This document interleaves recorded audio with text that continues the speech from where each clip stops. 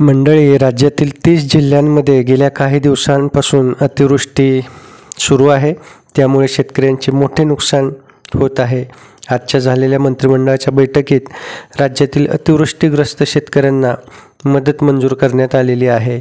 आपल्या राज्यातील शेतकऱ्यांना 2,215 कोटी रुपयांची मदत सरकारतर्फे जाहीर करण्यात आलेली असून पहिल्या टप्प्यात पडलेल्या पावसामुळे झालेल्या नुकसानीसाठी सरकारने ही मदत जाहीर केली आहे.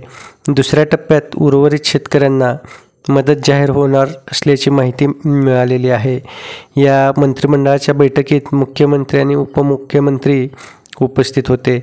शेतपीक नुकसानीसाठी मदत म्हणून राज्यातील 31.64 लाख शेतकऱ्यांना 2,215 कोटी रुपयांची मदत मंजूर करण्यात आलेली आहे.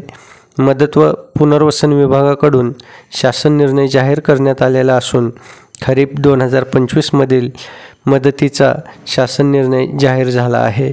त्यामध्ये प्रत्येक जिल्ह्यानुसार मदत जाहीर करण्यात आलेली आहे. यामध्ये हिंगोली जिल्ह्यातील 3.04 लाख बाधित शेतकऱ्यांसाठी तब्बल 231.18 कोटी रुपयांची मदत मिळणार आहे. तर बीड जिल्ह्यातील 1.14 लाख शेतकऱ्यांना 56.74 कोटी रुपये, तर धाराशिव जिल्ह्यातील 2.34 लाख शेतकऱ्यांना 189.61 कोटी रुपयांची मदत जाहीर करण्यात आली आहे.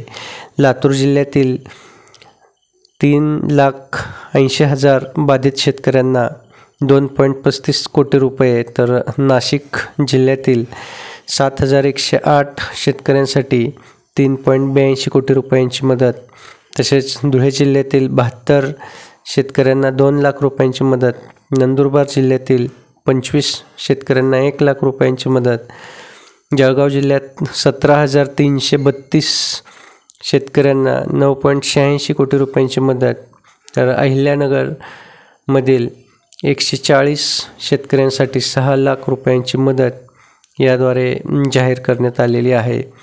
मित्रहो, व्हिडिओ आवडला असेल तर व्हिडिओला लाईक करा आणि जास्तीत जास्त शेतकरी वर्गापर्यंत हा व्हिडिओ पोहोचवा.